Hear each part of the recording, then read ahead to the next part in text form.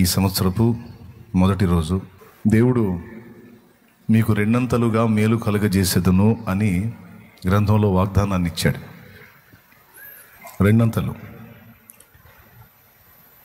రెండంతల దీవెన బైబిల్లో కొంతమంది భక్తులు పొందుకున్నారు. వాళ్ళలో ఏబుని మనం చూడొచ్చు. అగచాట్లకి కేర్ ఆఫ్ అడ్రస్ ఎవరు అంటే ఏబు కనపడతాడు. పాత నిబంధనలో ఏబు కనపడతాడు. అయితే రెండంతల ఆశీర్వాదానికి కేర్ ఆఫ్ అడ్రస్ ఎవరంటే కూడా ఏబే కనపడతాడు. దేవునికి స్తోత్రం. దారుణమైన సమస్యలకి అడ్రస్ ఎవరు అంటే ఏబే. రెండంతల మేలు అనే వాగ్దానాన్ని స్వతంత్రించుకున్నవాడు కూడా ఏబే. ఏబు తను శోధనలో కోల్పోయిన వాటన్నిటికీ ప్రతిగా అన్ని రెండు పొందాడు. 500 జతల ఎడ్లకి 1000 జతల ఎడ్లు పొందాడు. 500 ఒంటెలకి 1000 ఒంటెలు పొందినట్టు 10 మంది సంతానానికి ప్రతిగా 20 మందిని పొందాడు. 10 మంది ఏమో దేవుని దగ్గర, 10 మంది ఏమో మళ్ళీ భూమి మీద. ఆ రెండవసారి పుట్టినోళ్లలో చాలా చక్కనోళ్ళు ఉన్నారట. ఆమె చాలా చక్కనిది అని ఒక కూతురు గురించి రాస్తాడు. మనం రెండంతలుగా దేవుని ఈరోజు సన్నతించుకున్నాం.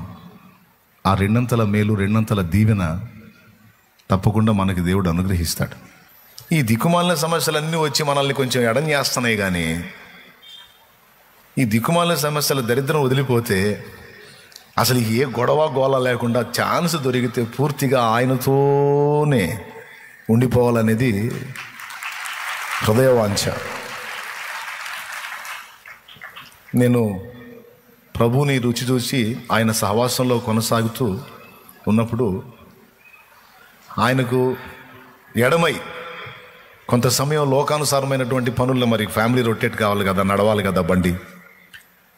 కొన్ని గంటలు నేను జీవనోపాధి సంబంధమైన కార్యక్రమంలో ఉంటే అది నా ఫీలింగ్ నాకు ఎలా ఉంటుందంటే, నేను నా ప్రభువుని మయంపరచకుండా, నా ప్రభుతో గడపకుండా, ఆయన్ని ప్రచురపరచకుండా, ఆయన ప్రేమ మాధుర్యాన్ని రుచి చూసిన నేను దాన్ని అనేకులకు పంచకుండా బంధించబడ్డట్టు అయిపోయిందే నా పని.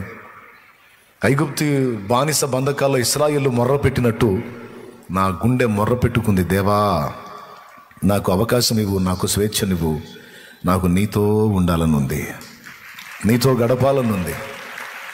ఈ కలతపరిచే విషయాలు, నిన్ను నన్ను వేరు చేసే అంశాలు ఏమున్నాయి అవి రాకుండా చూడు. నాకు నువ్వు కావాలి, నీతో ఉండాలి, నీతో బతకాలి, నీ చిత్తం చేయాలి, నీ సేవ చేయాలి, నీ నామాన్ని ఊరేగించుకోవాలి, నీ నామాన్ని ఎలుగెత్తి చాటాలి, నీ నామాన్ని మహిమపరచాలి, నీతో, నీలో, నీ కొరకు బతకాలి. దేవా, నా ఆశ అది. నాకు అవకాశం ఇవ్వని ఎన్నోసార్లు ఏడ్చుకున్న రోజులు నా దేవుని సన్నిధిని జ్ఞాపకార్థంగా చేరినాయి. ఆయన కృపతో ఆ బంధకాల్లోంచి విడుదలిచ్చి ఫుల్ టైం ఇచ్చాడు. నీ ఓపిక, నువ్వు ఆశించినట్లే నేను నీ ఎడల చేశాను కానీ అన్నాడు. గత 17 సంవత్సరాలుగా నాకు అవకాశం దేవుడు ఇచ్చాడు. ఈ 17 ఏళ్ళుగా నేను ఆ అవకాశాన్ని వినియోగించుకొని ఆయన మాటలో, ఆయన పాటలో, ఆయన ధ్యాసలో, ఆయన ధ్యానంలో, ఆయనలో నా సమయమును ఖర్చు చేసుకుంటూ నేను అడిగిన విజ్ఞాపనకు ఆయన ఇచ్చిన జవాబుకు న్యాయం చేసుకోవడానికి నా వంతు తిప్పలు నేను పడుతున్నా. చిన్నగా మీరు కూడా అదే జాబితాలోకి వచ్చారు.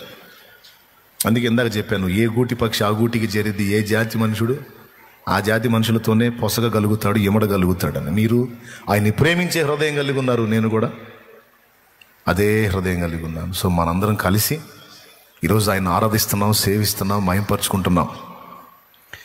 ఇంకా ఆయన మీకు మధ్యలో కలతపరిచే ఏవైతే ఉన్నాయో అవి కుటుంబ సమస్యలు కానీ, అప్పుల బాధలు కానీ, ఆర్థిక ఇబ్బందులు కానీ, కేసులు కానీ, లేకపోతే శరీర సంబంధంగా మిమ్మల్ని అభ్యంతరపరిచే ఏమున్నాయో అవన్నీ నజరేయుడగు యేసు నామములో దూరమగునుగాక. మీకు స్వేచ్ఛ, స్వాతంత్ర్యము నా తండ్రి అనుగ్రహించునుగాక. మీరు ఆశించినట్లే పూర్తిగా మీరు అనుక్షణం ఆయనలో ఆనందించడానికి నిరంతరం మనకి ఆయన కృప అనుగ్రహించునుగాక. దేవుని వాక్యం స్పష్టంగా సాక్ష్యం ఇస్తుంది. కాలాన్ని పోగొట్టుకునేది అన్యుడు. నా పిల్లలుగా మీరు కాల విలువను ఎరిగిన వారై దాన్ని జాగ్రత్తగా సద్వినియోగం చేసుకోండి అని పిలుస్తున్నాడు.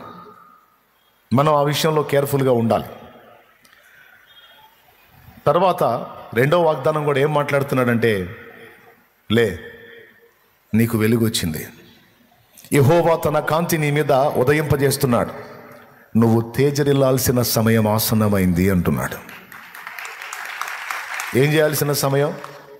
నువ్వు తేజరిల్లాల్సినటువంటి సమయం ఆసన్నమైంది, లెమ్ము అనే మాట అంటున్నాడు. నీకు వెలుగు వచ్చి ఉన్నది, లెమ్ము, తేజరిల్లుము, యెహోవా మహిమ నీ మీద ఉదయించెను. బాగా వినండి ప్రియులారా, నీకు వెలుగు వచ్చింది, లెమ్ము అనే పదం వాడాడు. అంటే అక్కడ రెండు విషయాలు మీకు అర్థం కావాలి. లే అనే పదం దేవుడు వాడుతున్నాడంటే ఆ వ్యక్తి బహుశా కూర్చొనన్నా ఉండాలి, లేదా పడిపోయన్నా ఉండాలి. పడుకొనన్నా ఉండాలి, కూర్చొనన్నా ఉండాలి. అలా ఉంటేనే నిద్రపోయేవాడిని మనం ఏమంటాం? లేమో అంటాం. తర్వాత అదే పదం ఎవరికి వాడతాం? కూర్చున్నోడిని. కూర్చున్నది చాలు. కూర్చున్నోడిని, నిద్రపోయేవాడిని ఇద్దరిని లెమ్ము అనే పదం వాడతాం. నీకు వెలుగు వచ్చినది, లెమ్ము అనే పదం దేవుడు వాడాడు అంటే అక్కడ రెండు అర్థం కావాలన్నాను. ఒకటి, ఆయన ఎవరికి చెప్తున్నాడో ఆ వ్యక్తి లేదా ఆ వ్యక్తులు పరుండన్నా ఉండాలి, లేదా కూర్చొనన్నా ఉండాలి. కారణం ఏమిటి అంటే, నీకు వెలుగు వచ్చింది, ఇప్పుడు వెలుగు వచ్చింది అంటున్నాడంటే అంతకుముందు ఏముంది? అది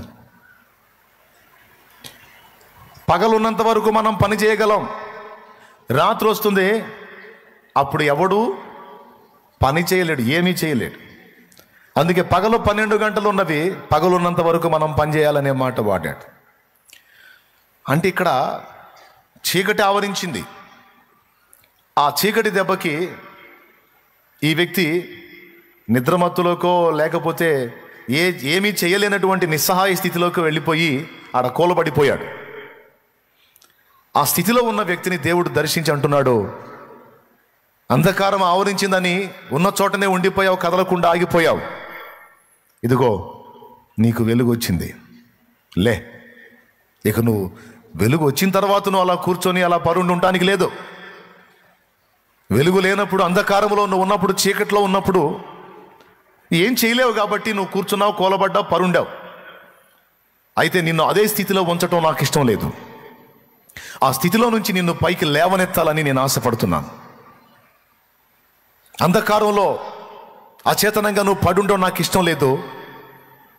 నీ మీదికి నా వెలుగును పంపుతున్నాను. ఆ వెలుగు చేత నీవు తేజరిల్లాలని నేను కోరుకుంటున్నాను. సో అంధకారంలో నుంచి వెలుపటికి, కూర్చున్న స్థితిలో నుంచి లేదా పరుండ స్థితిలో నుంచి పైకి లేచి, మూడవది ఏం చేయాలని చెప్తున్నాడు? తేజరిల్లు. తేజరిల్లటం అంటే ప్రకాశించమంటున్నాడు, ఒక వెలుగు వెలగమంటున్నాడు. అప్పుడప్పుడు లోకస్తులు ఈ మాట మాట్లాడతారు, అబ్బో ఆయన మామూలుగా వెలగల, ఒక వెలుగు వెలిగినోడు అంటారు.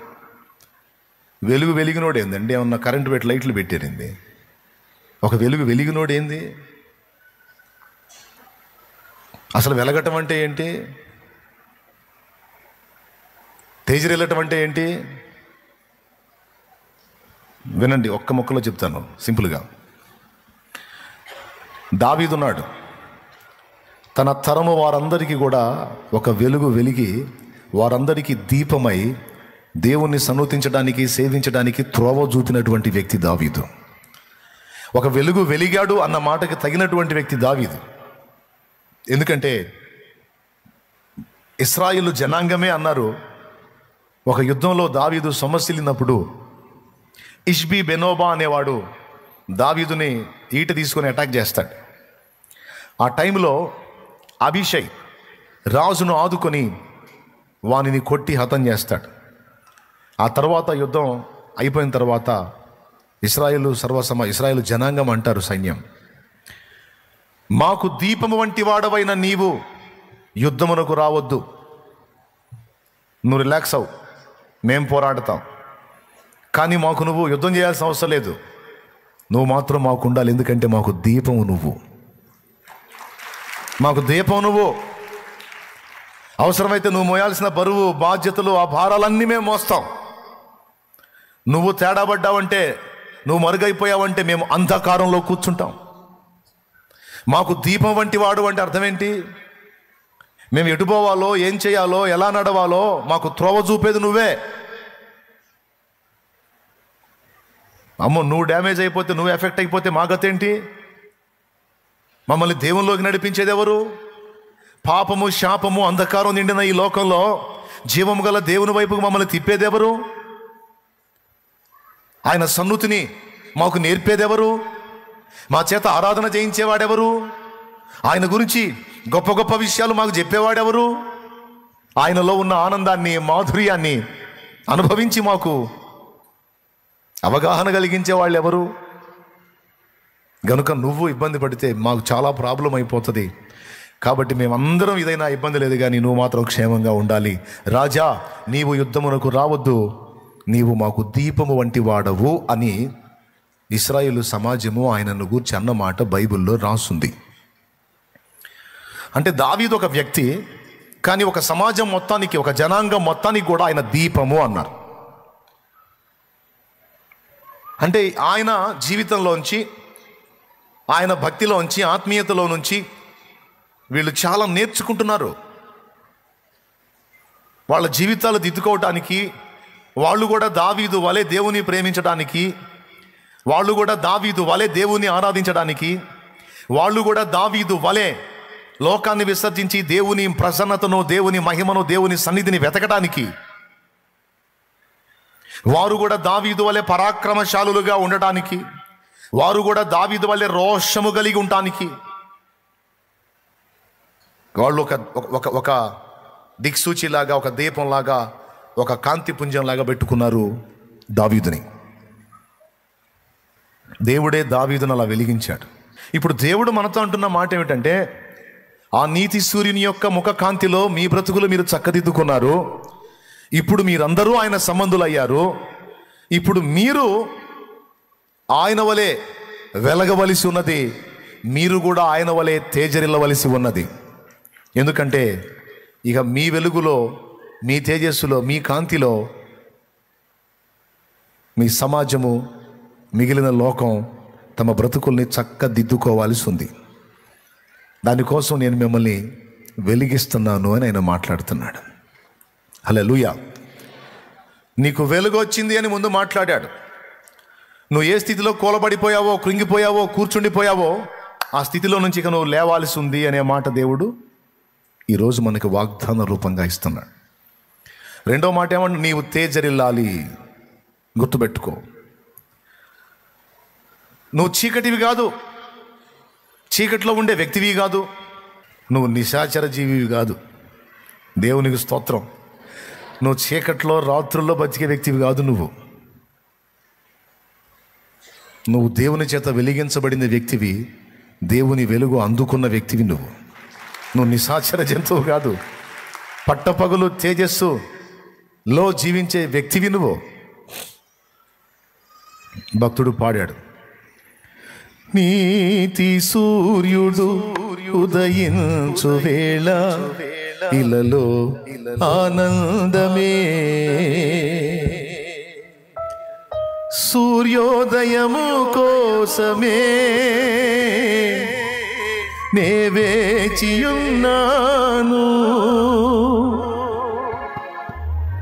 నీతి సూర్యుడు ప్రకాశిస్తే ఇలలో ఆనందం. మనందరి మీద ఆయన వెలుగు ప్రకాశించింది. ఆయన అంటున్నాడు, చీకట్లో అంధకారంలో కూర్చున్నది జాలిక రా బయటికి అంటున్నాడు. ఇకలే, ఇంతకీ ఏ చీకట్లో కూర్చున్నాం మనం? కొన్ని రకాల చీకట్లు చెప్తా వినండి. నిరాశ అనేది ఒక చీకటి. కొంతమందికి ఎంత ఛార్జింగ్ అన్నా ఇవ్వు, కొంతమందికి ఎంత ఛార్జింగ్ అన్నా ఇవ్వు. ఛార్జింగ్ ఇచ్చినంతసేపు అంటుంటారు. ఛార్జింగ్ మనం ఇవ్వటం అయిపోయిన తర్వాత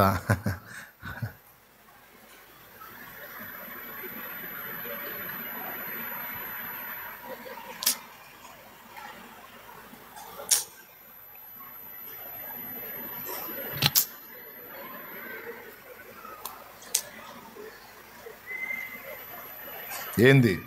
ఏం లేదు. ఏంది? ఏం లేదు. ఏందో అంత.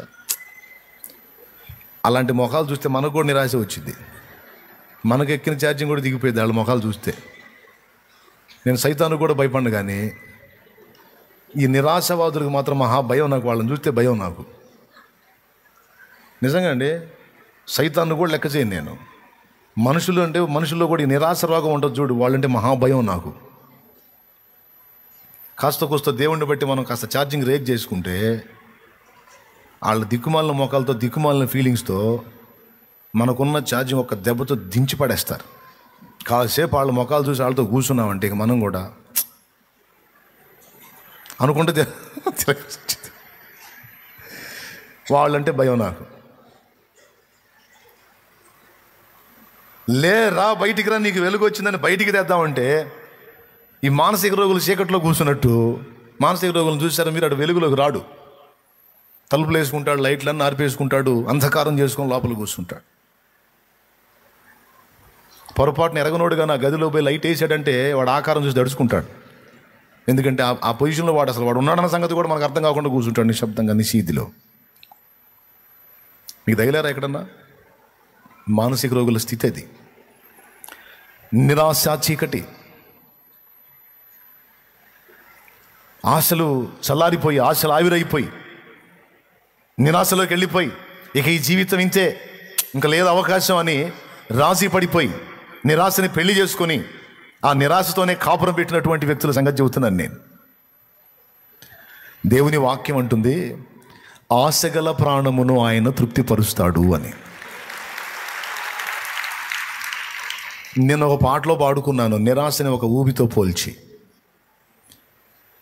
వేకువ కోసం కావలివాడు ఆశతో వేచినట్లు, కలత నిండిన నా హృదయం నీకై చూచుతున్నది.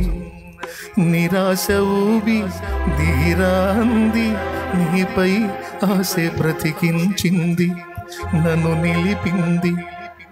నిరాశ ఊబి అయిపోయిందిరా, నీ పని అయిపోయిందిరా, ఇంకెక్కడ లైఫ్ మొత్తం కొలాప్స్ అయిపోయింది, ఇంకెక్కడ మా ఆశలు లేదు, నువ్వు ఏం చేసినా లేదు, నీ బతుకు ఇంతే, నీ కథ అంతే, అంతే ఇంతే ఇంతే అంతే, మారదు, అయిపోయింది.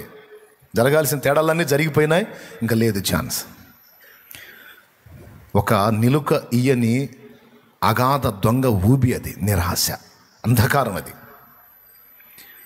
నిరాశ ఊబి దిగిరాంది, నీపై ఆశ నన్ను నిలిపింది. మరేం చేయాలి?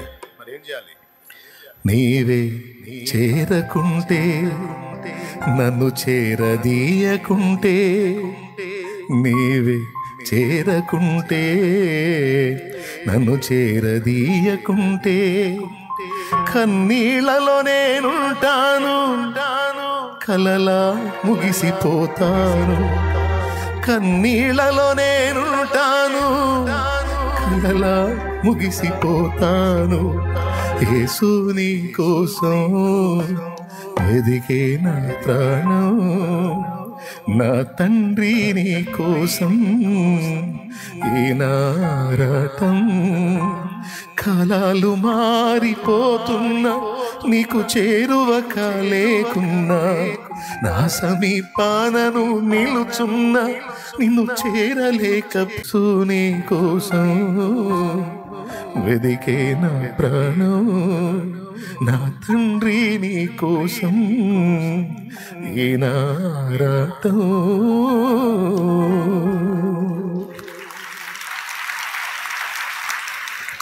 ఈ నిరాశ దెబ్బ తగిలి గాయపడ్డ